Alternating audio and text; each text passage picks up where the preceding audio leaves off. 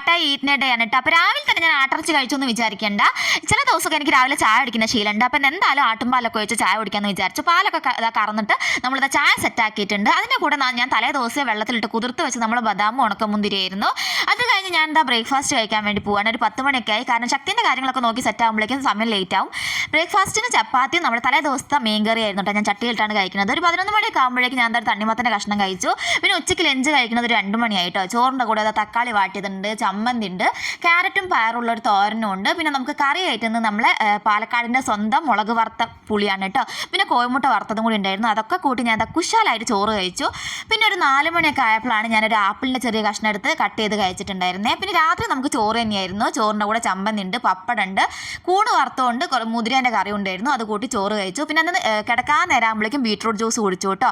അപ്പോൾ അത്രയൊക്കെ ഉള്ളൂ. ഇഷ്ടമാണെങ്കിൽ ലൈക്ക് ചെയ്യുക, ഷെയർ ചെയ്യുക, ചാനലൊന്ന് സബ്സ്ക്രൈബ് ചെയ്യണേ. താങ്ക്